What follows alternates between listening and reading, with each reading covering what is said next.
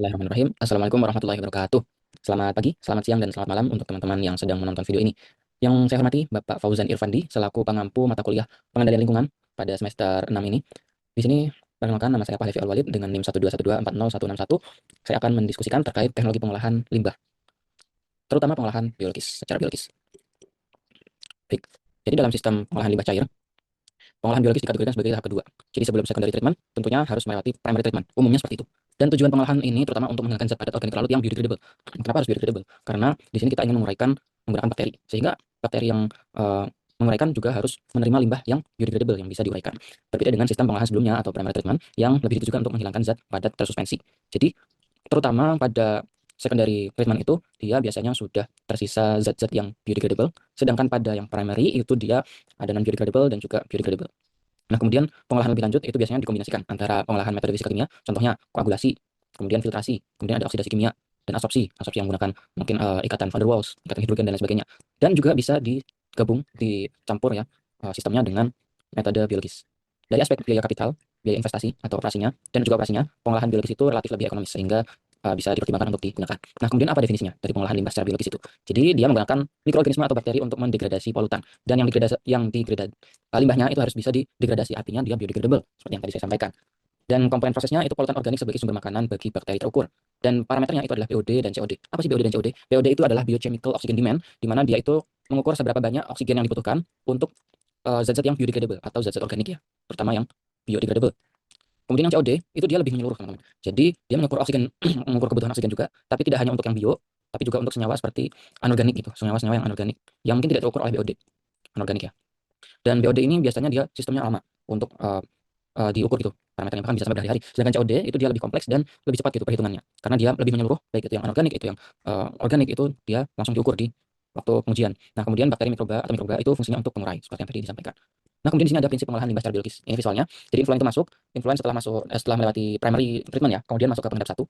Nah, di sini diendapkan nih. Misalkan ada vlognya yang masih terbawa gitu. Nah, nanti akan diendapkan sehingga terbentuk sludge yang itu akan nanti diolah di bawah di pengolahan lumpur. Nah, kemudian hasil overflow-nya itu dia lebih jernih dan akan masuk ke bioreaktor sehingga nanti di bioreaktor itu dia lebih stabil gitu, lebih gampang gitu untuk mendegradasi dari limbah cairnya itu. Nah, kemudian bioreaktor itu ada dua jenis, sebenarnya ada banyak jenis, tapi di sini aerobik dan anaerobik umumnya seperti itu. Jadi aerobik itu menggunakan udara atau menggunakan oksigen, suplai oksigen gitu, misalkan dengan aerasi atau dengan RBC nanti diputar gitu ya. Kemudian anaerobik itu dia tidak membutuhkan oksigen sama sekali dan dia ada keuntungannya, nanti kita jelaskan juga. Nah, dalam bioreaktor ini kita mendegradasikan limbah cair, kemudian tentunya nanti sel-selnya juga akan terbentuk seperti vlog tapi bukan vlog. Jadi dia tetap menggumpal, makanya perlu diendapkan. Nah, bakteri-bakteri yang menggumpal ini yang masih bisa digunakan dia akan diresirkulasi, dia akan kembali ke bioreaktor, sedangkan sebagian yang lain dia akan diolah karena memang sudah diuraikan oleh bakteri begitu. Nah, setelah nanti masuk pengendap 2, ini termasuk secondary, di sini termasuk secondary treatment, nanti dia akan overflow lagi dan menghasilkan effluent yang jernih gitu. Nah, jenis pengolahannya ada dua sebenarnya. Yang pertama itu berdasarkan kebutuhan oksigennya. Aerobik dia membutuhkan oksigen. Kalau anoksik, ini unik. Anoksik ini dia sebenarnya hampir mirip anaerobik, tapi dia bukan yang tidak sama sekali tidak ada oksigennya. Dia ada oksigennya tapi ngambilnya itu dari senyawa-senyawa yang dia terikat dengan oksigen, misalnya nih nitrit atau fosfat ya, NO3- sama PO4 atau PO3- gitu ya. PO3 4 gini ya. Nah, di sini oksigennya dia akan mengikat si bakteri sehingga dia tetap ada oksigen yang disuplai gitu dari memang bawaan limbah cairnya kayak gitu. Dan anaerobik di sini yang benar-benar tanpa oksigen gitu. Nah, kemudian berdasarkan pola pertumbuhan mikroba, di sini sistem pola pertumbuhannya itu pertumbuhan tersuspensi dan juga pertumbuhan terlekat. Jadi nanti ada alat-alat yang digunakan yang bentuknya itu dia memanfaatkan sistem tersuspensi dan sistem terlekat. Nah, kemudian di sini adalah bentuk proses aerobik ya. Ini salah satu sistem yang ini tersuspensi. Nah, sistem tersuspensi. Di sini primary sedimentation tank itu dia adalah inputnya. Jadi di primer itu dia akan menghasilkan apa? Menghasilkan dissolved organic matter atau yang sudah terlarut gitu ya. Organic matternya terlarut dalam air. Kemudian ada yang small, ada yang medium, dan ada juga yang large. Dan biasanya yang large itu dia langsung masuk ke dewatering atau dia langsung dibuang gitu. Sama dengan large block-nya. Ini langsung dibuang agar dia tidak mengganggu sistem utama dari aerasi tank. Dan kemudian nanti dibakar, diinsinerasi. Nah, inputnya akan masuk, kemudian terutama untuk yang dissolved organic matter atau yang organic matternya itu terlarut dalam air, dia akan terutama melewati koagulatif bakteria. Jadi bakteri ini akan menggumpalkan mereka. Tapi di sini ada hal yang unik juga, ada antikoagulatif. Untuk apa nih fungsinya? Jadi fungsinya itu dia, oke kita bahas protozoa dulu ya. Jadi di protozoa ini fungsinya adalah memakan bakteri yang terlalu dominan. Jadi ketika diberikan antikoagulatif, itu akan ada bakteri yang terlalu dominan gitu ya. Jadi dia tidak mengendap, dia tidak menggumpal, tapi dia akan tetap terlarut. Nah, ini dominan dan dia tidak diinginkan gitu. Sedangkan kita menginginkan vlog-vlog yang terbentuk gitu kan setelah diberikan koagulatif bakteri ya. Jadi di sini sebenarnya dia protozoa akan memakan bakteri yang ada di antikoagulatif atau yang masih belum terlarut, belum terbentuk vlog gitu ya. Sehingga nanti protozoa ini dia akan membantu untuk menstabilkan atau mengoptimalkan proses aerasi dalam tank. Nah, kemudian yang small solid dia langsung bentuk vlog, jadi sama-sama bentuk vlog. Kemudian yang medium solid tentu saja langsung bentuk large. Nah, kemudian large vlog ini dia akan masuk ke final sedimentation tank, di mana di sini kita memanfaatkan prinsip gaya gravitasi sehingga large vlog yang menggumpal di bawah yang sudah turun itu dia akan dibuang, dan clear waternya seperti yang tadi ya overflow itu akan di discharge gitu. Oke. Nah, kemudian ada alternatif unit pengolahan biologi. Di sini ada lumpur aktif, dia termasuk yang tersuspensi, sistem tersuspensi. Kemudian trickling filter ini masih tersuspensi. Kemudian untuk sequencing batch reactor atau SBR itu dia suspensi juga. Oh, ini trickling ini bukan. Ini dia masuk yang terlekat ya, teman-teman. Yang terlekat. Terlekat. Kemudian yang rotating biological convector atau RBC ini juga termasuk yang terlekat. Nanti kita lihat ya mekanisme dan bentuknya kayak gimana. Kemudian anaerobic digestion ini termasuk yang tersuspensi. Oke, kita lanjutkan saja untuk yang lumpur aktif pertama atau activated sludge itu dia mikroorganismenya ditumbuhkan dalam bak aerasi. Jadi ada nanti di dalam di dalam aerasi itu ada blowernya. Jadi dia blowernya di supply sehingga nanti oksigennya itu banyak gitu. Dan memang lumpur aktif ini cenderung untuk aerobik. Ya, jadi pada kondisi ini mikroorganisme akan mengoksidasi sebagian dari bahan limbah organik dan mensintesakan bagian lain menjadi sel-sel mikroba baru. Nah, gitu teman-teman. Nah, untuk bentuknya itu nanti akan umum ya, nanti kita akan lihat di part 3, ini part pertama. Kemudian pertimbangan proses desain, bagaimana desain yang bagus itu? Dan desain yang umum itu seperti ini, bentuknya persegi 4, ya, kemudian ada tangki bertulangnya, maksudnya ada beton bertulangnya, kemudian ada pembukaan tangki terbuka, ya ini tangki terbuka. Kemudian kedalamannya ini bisa 3-5 meter, dan dia ada freeboardnya atau ada buffernya gitu, jadi antara bagian yang paling ujung dengan airnya, itu ada jaraknya agar dia tidak meluap dan hilang gitu airnya. Kemudian jaraknya itu 0,3 sampai 0,6, dan rasio panjang banding lebarnya itu 1 sampai 2 banding 2 dibanding 1, dan lebar biasanya itu 6 sampai 12, dan ini biasanya dibuat berjejer-jejer ya teman-teman, jadi ada tidak hanya satu, tapi banyak, dan itu dibikin alur gitu. Nah, kemudian apa sih problem yang timbul dalam proses lumpur aktif ini? Jadi di sini dia kan lumpur aktifnya itu dia dalam bak panjang dan sempitan, dan biomasa itu di resirkulasi seperti yang tadi kita lihat di sini akan terjadi resirkulasi. Nah, problemnya apa? Dia akan menyebabkan kebutuhan oksigen itu melebihi kemampuan dari kapasitas tankinya. Jadi input resirkulasinya tadi, hasil resirkulasinya itu malah menambah oksigennya. Nah, di sini yang harus kita lakukan adalah kita menambah aerasinya. Dan aerasinya juga harus merata, tidak hanya di bagian inlet, tetapi juga di seluruh bagian. Oke, kemudian kita bacakan dulu yang lain. Pada sekitar outlet oksigen yang diperlukan relatif kecil. Nah, ini menjawab tadi apa namanya yang tadi saya sampaikan. Kemudian kegagalan akibat shock loading dari senyawa toksik. Nah, jadi senyawa toksik itu dia akan membunuh bakteri-bakterinya, dan ini akan merugikan disebabkan oleh beban yang tidak merata ke seluruh tangki, tapi sangat berkonsentrasi ke daerah awet. Nah, makanya problem ini secara umum ya itu kita bisa gunakan aerasi pertama. Kemudian limbah cairnya itu tidak hanya masuk dalam satu inlet aja ke tangki yang besar, akan tapi bisa dipecah gitu ya jadi beberapa bagian yang masuk ke dalam tangki aerasi ini tadi. Nah, kemudian dalam tangki aerasi itu juga harus ada homogenisasi atau perputaran lah yang baik itu. Jadi merata aerasinya antara outlet dan juga inletnya sehingga tidak terjadi problem seperti ini. Nah, kemudian yang kedua adalah tricking filter. Di sini kita menggunakan biofilm. Nanti kita memanfaatkan biofilm untuk RBC dan tricking filter itu kan sistem yang terlekat ya. Dia nanti akan memanfaatkan biofilm yang nanti akan saya jelaskan juga. Dan medianya untuk ini batu, bambu ataupun pipa PVC. Dan dia ukurannya segini. Nah, ini dia akan bentuk biofilm dengan ketebalan 0,1 hingga 0,2 mm dan terdiri dari massa mikroorganisme yang meliputi bakteri aerobik maupun anaerobik. Nah, kok bisa sih aerobik dan anaerobik? Kan aneh ya. Yang kita lihat. Nah, ini sistemnya. Bentuk tangkinya seperti ini. Secara garis besar bentuknya awalnya juga sama, ada pengendap awalnya, kemudian nanti sludge-nya itu akan dibuang. Kemudian overflow-nya tentu akan kita masukkan ke media filter. Tapi di sini bentuknya seperti clarifier, teman. Jadi ini nanti ke bawah ke atas ini, kemudian nanti disiramkan dari atas dan di dalam media filter ini akan diuraikan ada media filternya, ada biofilmnya, baik itu batu, terus itu ada PVC dan lain sebagainya. Nah, kemudian nanti setelah melewati mekanisme aerobik dan anaerobik di sini, kemudian yang bagian bawah ini nanti akan disalurkan ke bak pengendap akhir. Kemudian di sini juga ada resirkulasi karena kita ingin memanfaatkan kembali bakterinya. Nah, ini ya tadi yang sudah saya sampaikan. Nah, di sini ada zona basah dan zona kering. Jadi zona basah itu dia pertama ada di yang aerobik, kemudian zona kering. Oh, bukan. Zona basah itu dia setelah dibasahi ya tadi ada air kan. Nah, air yang disemprotkan itu zona basahnya. Kemudian zona kering itu adalah ketika oksigen itu mengenai media media filter itu, sehingga karena dia berputar seperti clarifier jadi ada zona basah zona keringnya secara bergantian. Nah, kemudian ya ini sudah disampaikan tadi. Nah, di sini ada hal biofilm. Ada mekanisme yang unik sebenarnya di dalam biomass film ini. Jadi di sini ada dua mekanisme. Yang pertama adalah mekanisme aerobik, kemudian ada mekanisme anaerobik. Nah, aerobik ini yang bagian ini, guys. Nah, di sini dia masih tersuplai oleh oksigen. Semakin ke dalam dia semakin tidak ada oksigennya. Makanya dia bentuknya sudah anaerobik. Di sini dapat dilihat grafiknya oksigennya itu ketika masih di permukaan dia oksigen konsentrasinya masih tinggi. Kemudian semakin ke dalam dia semakin rendah. Fungsinya apa fungsinya? Nah, di sini dia ada HC atau hazardous compound. Di sini dia akan berdifusi masuk ke dalam hingga ke medianya, ke arah medianya. Nah, setelah masuk di sini dia akan diubah menjadi bentuk yang lebih sederhana dan tidak berbahaya. Contohnya CO2 dan H2. Nah, di sini terjadi proses penguraian. Di sinilah terjadi penguraian oleh bakteri. Nah, kemudian kita masuk ke SBR atau sequencing batch reactor. Di sini sebenarnya sama seperti aerasi biasa, tapi di sini bentuknya batch. Ya, bukan aliran kontinu, tapi dia bentuknya batch dengan volume cairan bervariasi. Nah, kemudian kita masuk ke RBC atau rotating biological convector ya. Di sini dia menggunakan polistiren atau PVC yang nanti itu bentuknya bulat-bulat ini, dan dia berjejer-jejer kayak cakram gitu. Dan piringannya itu dia diputar perlahan. Jadi ada yang sebagian terendam air, ada sebagian yang memang terbuka untuk suplai oksigennya.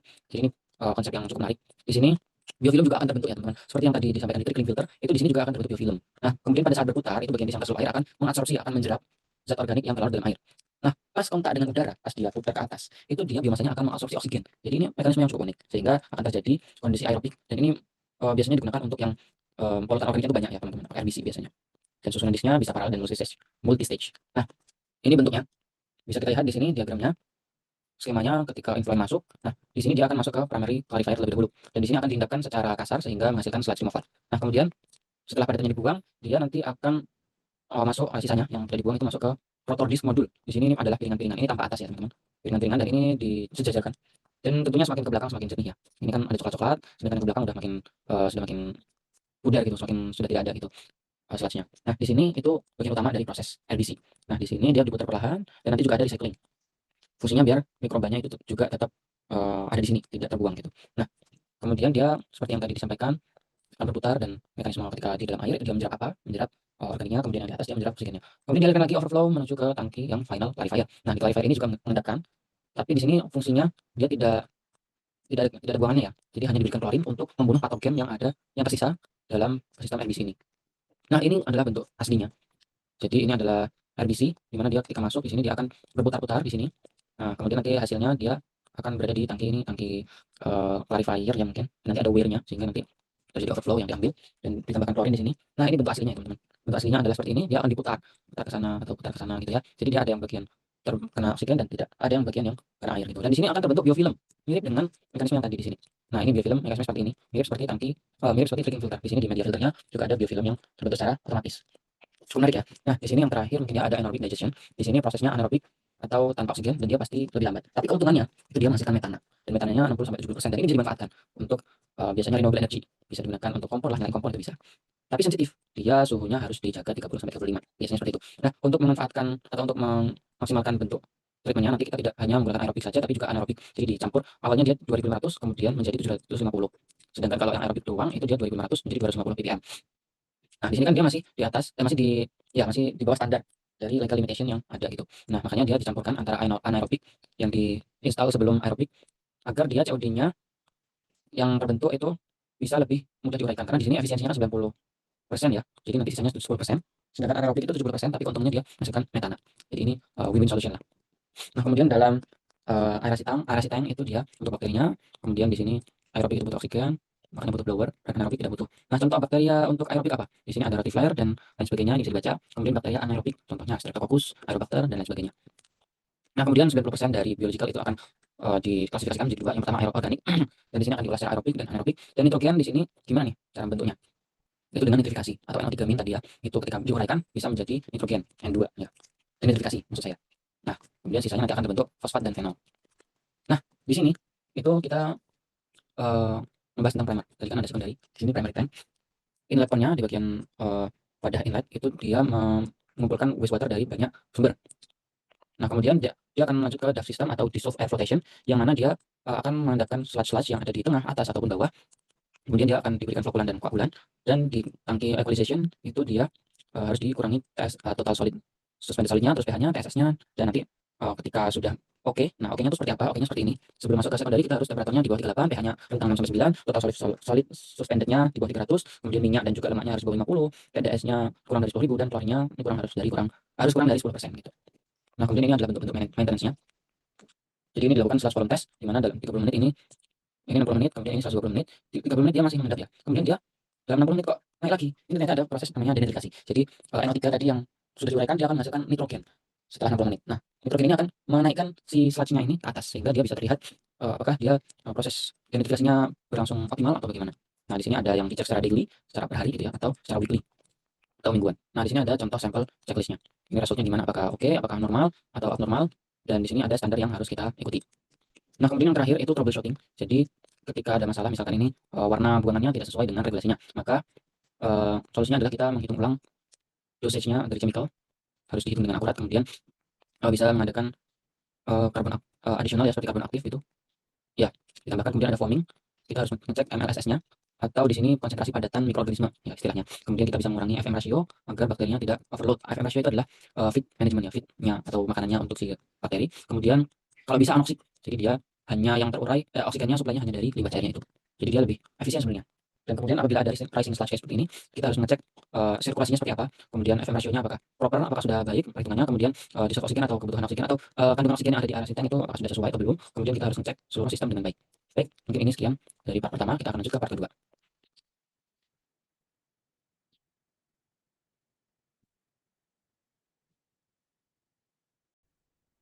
Baik, kita lanjutkan ke part kedua, yaitu chemical process in wastewater treatment. Nah, biasanya secara chemical itu prosesnya menggunakan koagulasi, flockulasi. Seperti yang umum ya, dia mendestabilisasikan partikel tersuspensi sehingga membentuk flok yang cukup besar dan mudah terpisah. Nanti mekanismenya dia limbah cair itu negatif, kemudian nanti koagulasinya dia umumnya positif ya. Contohnya ada Fe3+, sama Al3+. Nah, nanti kita jelaskan. Kemudian ada chemical disinfection atau kita mengontrol mikroba dan baunya. Kemudian neutralization, kita mengontrol pH-nya. Oxidation, kita mengoksidasi, jadi kita memecah polutan organik, kita juga menghilangkan amonia yang terlalu banyak karena berbahaya, kemudian mikrobanya juga diatur gitu. Kemudian presipitasi, yaitu kita mengendapkan polutan terlarut seperti logam-logam berat dan juga fosfor. Dan ada mekanisme ion exchange. Nah, ini yang keren sih ini. Ini sedang dikembangkan oleh company-company yang besar gitu, ion exchange. Dan ini dia bersanding dengan RO biasanya. Fungsinya untuk menangkap logam-logam berat secara optimal dan efektif, senyawa organik dan juga fosfor. Nah, gimana koagulasi itu? Jadi partikel koloid dalam air itu ukurannya kecil banget, 0,01 hingga 1 nanometer dan umumnya bermuatan negatif. Jadi di contohnya gini ya. Nah, ini muatannya negatif. Nanti ada gambarnya juga sih sebenarnya, teman-teman, di sini. Nah, ini muatannya negatif nih contohnya ya. Nah, kemudian daya tarik antar partikel cenderung muatan negatif di permukaannya sehingga partikel selalu tersuspensi. Sehingga nanti ketika negatif-negatif ini dia ditambahkan oleh koagulan yang notabene dia positif, dia akan membentuk flok, dia akan bersatu, kemudian dia akan membentuk endapan gitu di bawah. Nah, proses yang menyangkut penambahan zat kimia bertujuan untuk destabilisasi. Inilah istilahnya ya. Kemudian partikel koloid. Untuk mendestabilisasi partikel koloidnya agar mudah bergabung dan membentuk flok yang tadi sudah disampaikan. Kemudian koagulan itu bahan kimia untuk membantu destabilisasinya. Dan flokulan dia bahan kimia yang dapat membantu partikel koloid yang sudah didestabilisasi ya benar, dengan koagulan membentuk flok yang lebih besar. Jadi flokulan ini ibarat koagulan aid atau pembantu koagulan agar floknya itu lebih besar dan lebih mudah untuk mengendap. Nah, ini adalah contoh bahan koagulan anorganik. Oh, ini keuntungan dan juga kerugiannya pakai inorganik koagulan. Jadi ini contoh ya. Ini keuntungan dan juga ada kekurangannya. Contoh ini lime ini atau kapur ya. Itu paling sering digunakan dan memang efektif banget dan tidak menambah garam di dalam limbah tersebut. Nah, akan tetapi disadvantage-nya atau kekurangannya dia dependensi dengan pH. Jadi memproduce large quantity of sludge. Ada sludge-nya itu dihasilkan sangat banyak dan apabila overdose dia akan kualitasnya berkurang. Dan ini juga bisa dilihat teman-teman. Setiap anorganik koagulan itu dia punya kelebihan dan kekurangannya masing-masing begitu ya. Nah, ini adalah contoh reaksi koagulan organik. Jadi kation anorganik itu dia akan membentuk hidroksida ya, bentuk hidroksida yang akan menetralkan dan mengubahkan partikel koloid. Gitu. Nah, untuk koagulan flokulan ada juga yang bentuknya polielektrolit. Jadi senyawa koagulan itu kan sebenarnya polimer ya, ada jaring-jaringnya gitu. Nanti kita jabarkan juga. Ada empat tipe, ada yang anionik, kationik, non-ionik, dan amfoterik. Dan ini muatannya beda-beda. Dan fungsinya juga beda-beda. Untuk netral nanti kayak gimana beda. Untuk pH tentu menentukan tipenya. Kalau pH yang rendah atau asam dia cocoknya pakai yang non-ionik. Kemudian ya yang netral ya, karena dia pH-nya asam gitu. Sedangkan pH tinggi memakai anionik. Nah, pH tinggi menggunakan negatif. Kenapa? Karena ketika pH tinggi itu kan dia cenderung kandungan hidrogen H positif ya, lebih tepatnya. Itu dia banyak sehingga cocoknya pakai anionik. Cocoknya pakai yang negatif koagulannya sehingga nanti bisa lebih membentuk flok yang lebih optimal dan lebih mudah untuk diendapkan karena destabilisasinya bagus. Kemudian lebih efektif poliklorид ini daripada trivalen organik meskipun harganya lebih mahal. Contoh apa nih? Ini poliakrilamida, terus polikarboksilat. Kemudian ada yang ini yang natural yaitu menggunakan pati starch dan ini banyak diteliti ya teman-teman. Asalnya juga macam-macam, ada yang dari kulit nanas, ada yang dari macam-macam yang mempunyai pati gitu. Kemudian ada protein dan juga tanin dan ini alami juga. Nah, bagaimana mekanisme koagulasinya? Pertama di sini kita lihat dulu ini adalah sel-sel koagulasi, sel-sel efluennya, sel-sel limbahnya. Di sini dia masih saling uh, tolak menolak, jadi negatif-negatif duluan, saling tolak menolak. Tapi semakin banyak koagulan yang ditambahkan, dia akan semakin mengecil, akan semakin lebih mudah untuk bersatu gitu. Dan dia akan menghasilkan charge yang netral setelah ditambahkan koagulasi. Nah, kemudian ini adalah mekanisme koagulasi yang tadi sudah saya sampaikan. Jadi ada negatif-negatifnya, terus ketika ditambahkan koagulan, dia akan membentuk netral. Dan yang pertama terbentuk itu adalah mikroflok ya, disebutnya mikroflok. Kemudian selanjutnya dia akan bereaksi juga dengan rantai polimer, ini rantai polimer ya panjang, dari flokulannya. Misal anionik ya, berarti dia negatif. Kemudian nanti bakal menjerap lagi, mikrofloknya ini membentuk flok yang lebih besar lagi. Nah, ini biar lebih jelas kita pakai ini. Rantai-rantai polimer ini dia akan menjerap atau dia akan berikatan dengan flok-flok yang tadi sudah terbentuk gitu. Nah, ini adalah mekanisme koagulasi dan flokulasinya. Jadi di sini ini adalah bentuk yang koagulasi ya. Ini koagulasi ketika ditambahkan alum atau nanti iron atau Fe ya. Fe3+ atau Al3-, 3+ itu ditambahkan di sini dan dia pengadukannya cepat. Jadi biasanya 0,1 ya nih 0,1 sampai 30 detik. Tujuannya biar koagulannya itu menyebar merata sebelum mereka bereaksi sendiri. Nah, ini ada grafik zeta potensial. Jadi zeta potensial itu adalah seberapa mudahnya seberapa menolak sih partikel-partikel itu. Jadi awalnya dia saling menolak banget, kemudian seiring waktu dia akan semakin tidak menolak atau semakin bersatu. Nah, ketika sudah bersatu di sini kita langsung kita alirkan ke flokulasi. Jadi di flokulasi sini dia fungsinya kan kita mau menambah size-nya, kita mau menambah ukurannya sehingga ketika ditambahkan yang contohnya pakai anionik atau non ionik gitu ya. Poli apa tadi? Polielektrolit. Nah, di sini dia vlognya akan bertambah besar, bertambah besar, dan bertambah besar hingga nanti mencapai besaran tertentu sehingga nanti ketika keluar itu sudah bisa diendapkan atau mudah diendapkan. Dan waktunya relatif agak lama daripada rapid mix ini yang dikoagulasi, sekitar 20 sampai 30 menit. Nah, ini adalah bentuk vlog platornya, salah satu bentuknya. Jadi di sini ada vlognya yang di destabilisasi. Di sini dia diputar-putar gitu, tapi pelan banget. Jadi dia nggak terlalu cepat di sini. Biar apa? Biar destabilisasi atau rantai polimer yang menjerap si polutan organik itu dia tidak terlalu terurai gitu kan. Kalau cepat itu kan dia nanti rantai polimernya bisa semakin malah kabur gitu, malah kemana-mana. Nah, makanya digunakan horizontal pedal ini sehingga lebih pelan gitu. Nah, kemudian nanti masuk ke sini sludge scraper. Di sini diambil gitu seperti flotasi ya, seperti flotasi. Sludge scraper ini mengambil sludge-nya, kemudian nanti secara otomatis dia akan dikumpulkan dan dikirimkan ke bawah atau sludge well atau outletnya.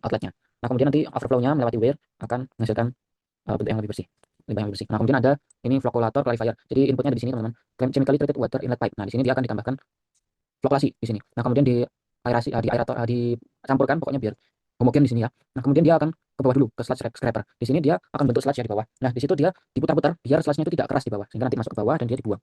Nah, di sini dia ada sludge konsentratornya sehingga nanti sludge-nya itu berkonsentrasi ke sini, kemudian dia nanti akan dibuang gitu. Nah, di sini nanti air yang bersih itu akan overflow ya. Mekanismenya seperti itu.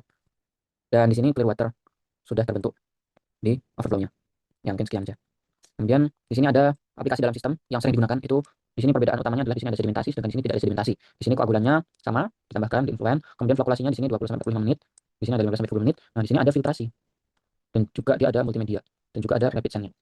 Sedangkan di sini dia cuma pakai multimedia filter. Dimana ini ya tergantung ya optimasinya bagaimana dan cost-nya juga bagaimana. Apakah cost-nya banyak? Kalau cost-nya banyak tentu kita menambahkan sedimentasi. Kalau nggak banyak ya kita nggak usah pakai gitu. Dan tentunya kualitasnya berbeda tergantung seberapa bagus, seberapa baik kualitas yang nanti akan kita dapatkan.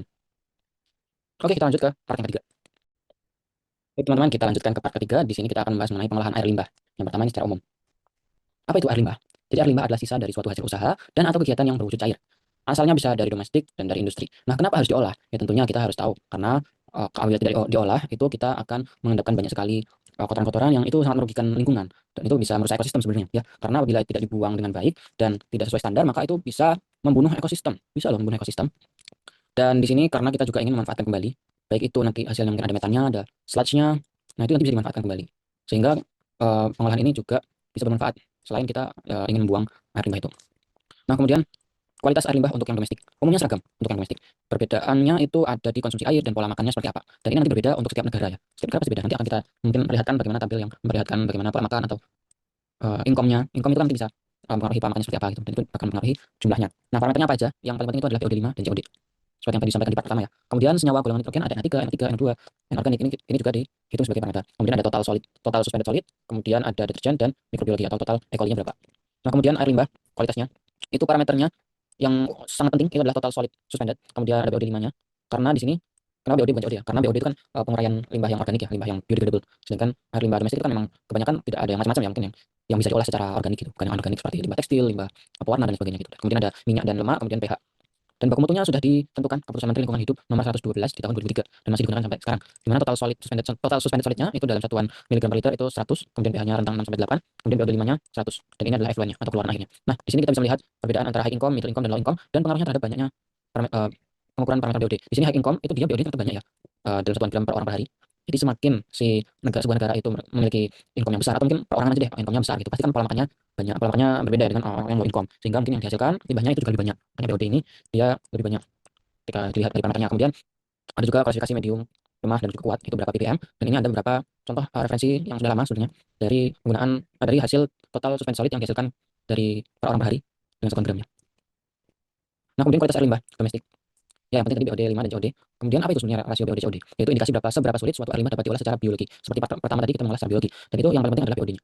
Kita lihat BOD-nya. Kenapa? Di sini COD pasti lebih besar dari BOD. Karena COD dia yang nanti kita jelaskan karena ada slide-nya. Hampir selalu COD itu selalu lebih besar daripada BOD. Makin sulit jenis limbah tersebut diolah dengan proses biologi. Jadi semakin besar gap-nya antara COD dan juga BOD itu semakin sulit diolah dengan proses biologi. Apa sebenarnya itu BOD? Oke, kita lihat di sini. Nah, BOD itu kan biochemical oxygen demand. Di sini ada bakteri. Ini gambarnya kayak Pac-Man ya, guys. Kemudian dia dimasukkan atau dia akan memakan polutan organiknya. Kemudian nanti akan dia secara proses aerobik dia akan diukur gitu oksigennya yang digunakan berapa untuk dia bisa berkembang biak, untuk dia bisa mengubah polutan organiknya menjadi CO2 atau menjadi air dan lain sebagainya. Nah, yang diukur itu sebenarnya oksigennya, kebutuhan oksigennya berapa. Itu adalah total atau nilai dari BOD-nya. Nah, food makanan dari organik material karbon, ya karbon biasanya bentuknya karbon untuk makanan dari bakterinya. organik karbon. Nah, untuk COD, apa itu COD? Nah, ini ada contoh sebuah reaksi. Jadi KHP ini dia sebagai bakterinya dan dia diukur dari seberapa banyak pengoksidasinya itu digunakan. Ini kan pengoksidasinya K2CR27 ya. Semakin banyak berarti semakin buruk dari limbah cair itu, makin kotor lah. Dan dia ada penambahan acidnya sebagai katalis ya, H2SO4, kemudian menghasilkan water dan karbon dioksida yang sudah kita sampaikan tadi di, mungkin yang lebih jelas tadi di biofilm ya, menghasilkan water dan juga menghasilkan CO2. Kemudian hasil-hasil lainnya yang dihasilkan dari bakteri. COD, oke. Nah, kemudian chemical oxygen demand atau COD itu bereaksi dalam sebuah contoh air. Jumlah oksigen yang dikonsumsi diekspreskan dalam oksigen ekuivalen. Satuannya miligram per liter dari O2. Dan dapat jadi parameter tingkat pencemaran limbah domestik maupun industri.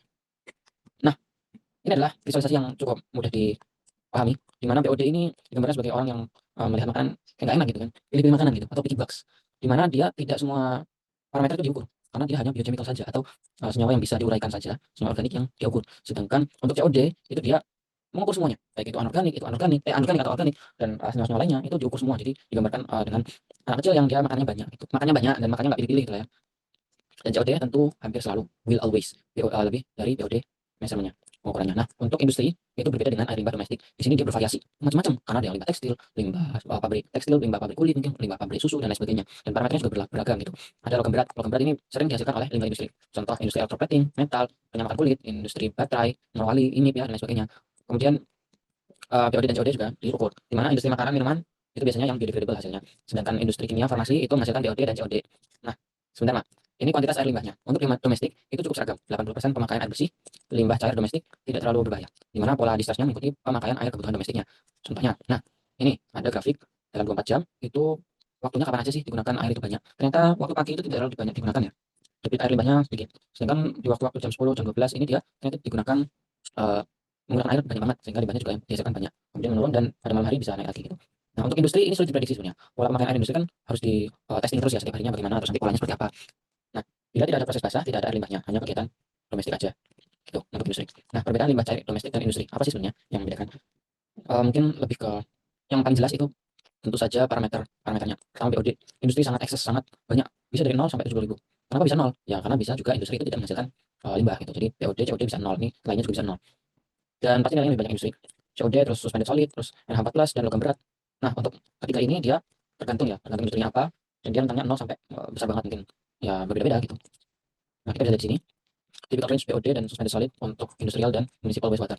Di mana di sini BOD itu bisa mencapai 314 yang paling tinggi ya untuk tekstil industri.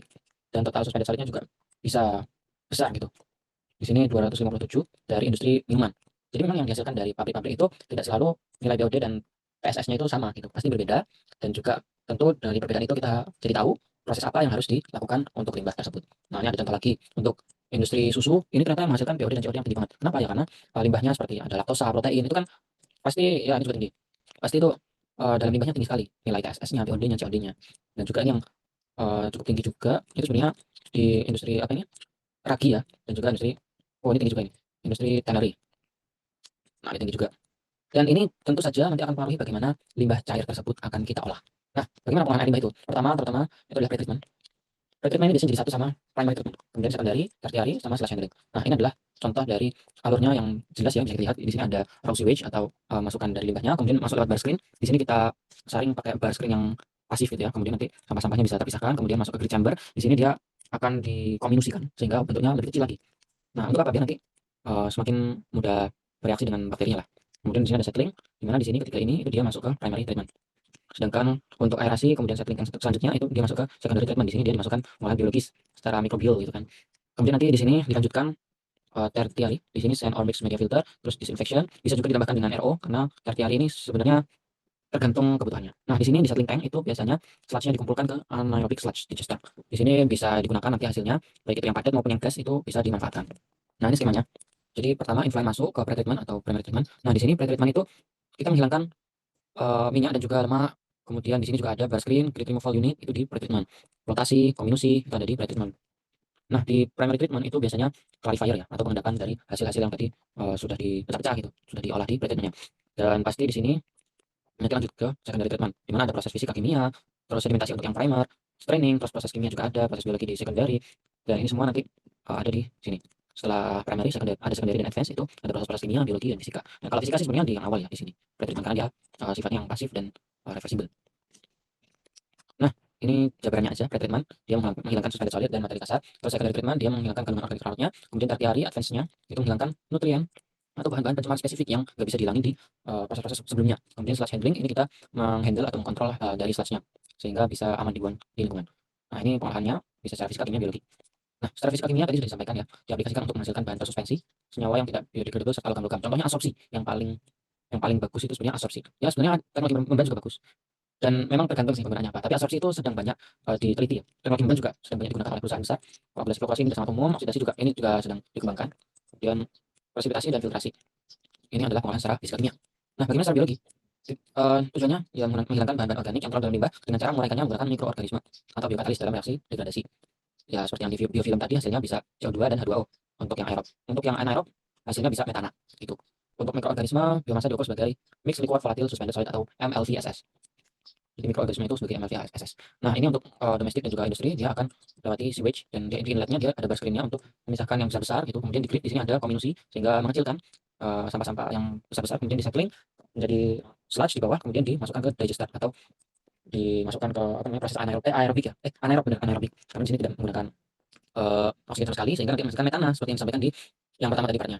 Bisa digunakan untuk energi terbarukan. Terus di sini bisa digunakan untuk kompos akhirnya. Dan untuk yang airnya tadi bisa diaerasi, kemudian diberikan proses biologis, di clarifier sehingga overflow-nya bersih, kemudian UV untuk menstabilisasi dan apa ya? UV kan biar lebih steril ya sebelum nanti dibuang sungai atau digunakan kembali. Nah, ini ada primary treatment, proses fisika yang tadi sudah disampaikan di pre-treatment. Kemudian primary treatment ada proses fisika, ada straining dan sedimentasi, memanfaatkan misalnya sini ya, dia memanfaatkan sludge apa yang terbentuk dari tarikan gravitasi ke bawah gitu.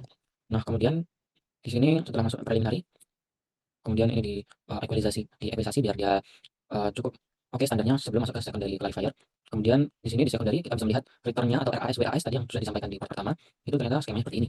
Lebih jelas ya teman-teman. Di mana RAS itu dia dimasukkan setelah ke primary clarifier, sedangkan yang WAS atau waste activated sludge itu dia ke gravity sludge thickener. Jadi ada konsentrator di sini. Kemudian konsentratornya ini masuk ke aerobik tergantung sludge digester itu bisa aerobik bisa anaerobik tergantung kebutuhan. Kemudian kalau yang tadi itu kan bisa menghasilkan ini ya kompos ya. Sedangkan yang ini nah ini dia tergantung mau dikonsentrasikan terus nanti dibuang atau bagaimana. Untuk di sini dia pakai nitrifikasi juga di mana NO3- itu dinitrifikasi sehingga ada pembentukan N2 ya dari penggumpalan nitrit tadi dengan mikroorganismenya. Kemudian difiltrasi kembali, kemudian didisinfeksi dan biasanya RO atau reverse osmosis terus ion exchange terus disinfeksi itu biasanya di akhir ya teman-teman. Setelah melewati proses treatment primer dan secondary gitu. Nah, ini ada bar screen. Ini secara fisiknya seperti ini dia membuang sampah-sampah yang lewat ke depannya. Nah, kemudian grid removal ini bisa kita lihat sludge-nya di bawah kita jadiin satu terus dipompa ke atas sehingga ini dibuang. Ini nanti yang terbentuk dari proses sentret. Nah, kemudian ada proses kominusi seperti yang disampaikan tadi adalah memecah lagi pecahan-pecahan yang pecahan sampah atau polutan organik yang besar-besar itu menjadi yang lebih kecil. Biar apa? Biar pompa yang kerja itu dia tidak rusak karena sudah kecil gitu solidnya gitu. Karena sudah dikominusi. Nah, kemudian ini fat flotation atau lemaknya di bagian atas. Nanti ini dia akan diflotasikan atau dibuang. Biasanya ini terbentuk juga di bagian tengah dan juga bawah. Nah, kemudian sedimentasi itu dia biasanya prosesnya memanfaatkan gravitasi juga. Dan di sini ada cleaningnya dan nanti juga akan dibuang lewat disposal ini ke tempat tertentu. Nah, kemudian secondary treatment itu ada proses kimia dan juga ada proses biologi. Di mana biasanya diolah secara aerob dan COD-nya harus lebih rendah daripada 4000. Biar apa? Biar gap antara POD dan COD-nya itu relatif rendah. Contohnya kita menggunakan kolam, drinking filter seperti yang part pertama tadi, rocket RBC, terus activated sludge. Jadi ini ada modifikasinya. Ada kontak stabilisasi yang kita jabarkan juga, terus ada extended aeration sama oxidation ditch. Yang ini kan kita jabarkan. Kemudian bisa juga pengolahan secara anaerob itu kita menggunakan in-house tank dan juga upflow anaerobic sludge blanket atau UASB. Nah, bagaimana prinsip pengolahan secara biologisnya? Di sini nutrisi O2 dan zat organik itu akan diolah oleh mikrobanya. Kemudian mikroba itu akan mengubah zat-zat tersebut, ada makanan, ada zat yang mau diubah, itu menjadi CO2 dan juga 2O yang lebih aman. Ya. Kemudian akan membentuk sel-sel baru. Sel-sel baru ini terbentuk karena zat organiknya macam-macam dan juga nutrisinya juga bisa berbagai macam. Nah, ini contoh satu reaksinya. Zat organik ditambah nutrisi terus ditambahkan dengan O2 sehingga menghasilkan ada DO atau dissolved oksigen di dalam tangki aerasinya itu menghasilkan CO2, H2O dan sel baru dan juga sisa organik yang tidak terurai. Nah, di sini ada yang tidak terurai kan, makanya harus ditambahkan lagi filtrasi ataupun RO, ion exchange dan lain sebagainya, ozonisasi dan lain sebagainya. Yang itu dia harus dilakukan. Biasanya ya tergantung sih mau hasilnya seperti apa kualitasnya. Setelah secondary treatment ini. Dan ini juga bisa dilihat skemanya, substrat itu bisa langsung jadi CO2, H2O, N2 atau PN hasilnya. Atau dia akan membentuk sel baru dan dia membentuk juga senyawa seperti ini. Nah, biochemical reaction itu bagaimana? Dalam treatment biologi, itu material harus distabilisasi dengan nutrisi dan energi yang requirement-nya ada tertentu gitu. Kebutuhannya tertentu apa? Ada syaratnya lah. Dan untuk konversinya menjadi end product dan juga bentuk mikroorganisme yang baru. Kemudian dalam ketiadaan organic matter, itu mikroorganisme bisa ada dalam waktu tertentu sehingga dia bisa menjadi proses auto oxidation di dalamnya. Dan di mana sel-selnya itu bisa survive, bisa bertahan hidup di sana lebih lama. Oke, untuk yang endogenous respiration, di mana dia continue biological systemnya, itu sel-selnya bisa mati dan lisis sehingga dia bisa hilang gitu karena lisis gitu. untuk melepaskan organik matter dan nutrien kembali ke sistem sehingga bisa digunakan. Jadi ini juga dimanfaatkan metode ini sehingga nanti ini sebenarnya di RAS dan WAS. Jadi ketika di pakai hidrolisis dia akan melepaskan kembali nutrisinya sehingga bisa digunakan kembali untuk mikroba yang baru gitu. Nah, kemudian di oxidation bagaimana? Kita bisa menghilangkannya TSS-nya dengan mesh dari biological flock yang terbentuk gitu atau ya flocknya yang tadi terbentuk ya. Yang sudah disampaikan. Kemudian removal all by psychochemical absorption. Nah, ini yang bagus nih. Gunakan psychochemical atau absorpsi misalkan pakai ikatan hidrogen atau ikatan van der Waals seperti yang tadi sudah disampaikan sebenarnya. Jadi dia menjerap polutan organiknya si mikrobanya itu sehingga dia akan bentuk flock juga. Nah, kemudian juga biosorption. Ini sebenarnya absorption tapi yang bio, asalnya dari biomas gitu. Contohnya ya dari sekam padi, dari arang aktif itu mungkin yang dihasilkan dari apa gitu yang organik gitu kan. Dan dia digunakan sebagai pembantu dari mikrobanya itu untuk menghilangkan biasanya logam berat dan lain sebagainya. Nah, ketika mekanisme itu terjadi begitu biomasa kontak dengan limbah. Bagaimana kontaknya? Nanti kita lihat. Dan di sini kecepatan reaksi bergantung pada karakteristik limbahnya dan konsentrasi mixed liquor volatile suspended solid atau bakteri yang tadi disampaikan ya. Nah, di sini kita fokus ke bagian yang secondary clarifier. Di mana di sini kita masukin flock. Di sini ada aerasinya sehingga udara itu dia akan naik ke atas dan dia akan berkontak dengan flocknya sehingga bakteri yang di dalamnya itu dia bisa mendapatkan suplai oksigen yang baik.